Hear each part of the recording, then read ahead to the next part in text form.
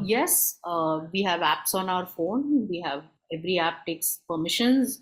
A lot of permissions are considered what are called dangerous or high risk permissions, like access to your microphone, access to your camera, etc.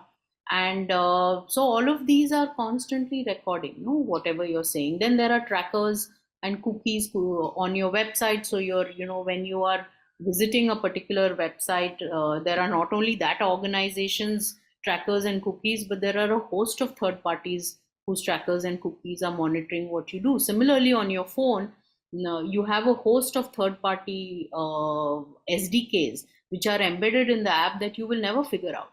And they get access to all data that is collected from the permissions that the app takes. And then that is further sort of shared.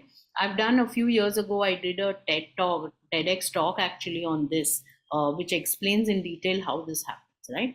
And at the back end, there is a huge ad tech industry. And mind you, this is legitimate businesses. We're not talking cybercrime, okay?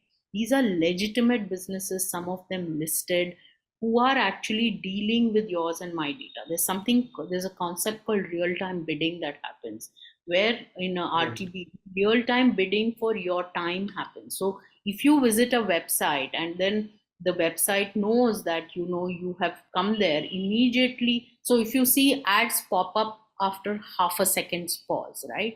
Because that half a second is where the real-time bid has happened for your time on that website, and someone's come in, and then based on that ad has been delivered to you. Okay, so this is something which everybody is heavily coming down upon. We at Arrka actually run an annual study and we release it every year on Jan 20th, which is World Data Privacy Day. So we've done 7 editions till now. We've been tracking about 100 organizations, not social media, not something which is a non-Indian app. So we're just tracking regular organizations in finance, telecom, shopping, gaming, newspapers, all of these, and how much of permissions SDKs are embedded. So you can see the numbers are massive and they're growing in India. I mean, more than close to 75% organizations take, and it's iOS or Android both. People tend to, by the way, think that if they have a iOS phone, that they're very smart. They think they're sorted. They're not. Apple does a whole bunch of things for privacy, but it's at the OS level. At the app level, there's nothing that they can do.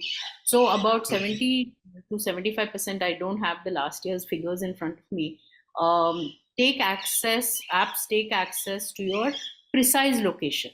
Now you have to remember that the operating systems give an option of taking what is called approximate location and precise location, right? So for a taxi hailing app, they need to know your precise location because they're coming to pick you up. Why does a gaming app need to know your exact location? Why does a media app need to know your exact location? But they do.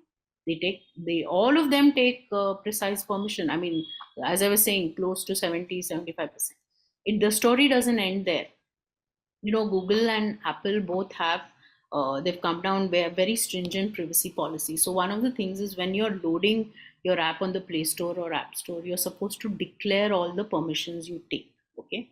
Right. So last year in our study, we actually went and saw what is declared on the Play Store and App Store versus what is actually there, what the app is actually doing.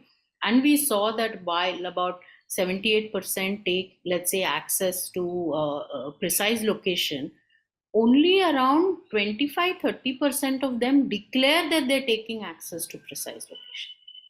So what you see as listed on the Play Store or App Store is highly in doubt whether that is the reality. The reality is something different. So the reality is that no matter which website you visit, there are trackers and cookies tracking you, or third parties. No matter which app you download, there's a host of people who are tracking you from there. So you have to be very careful, and you and I as individuals have no control over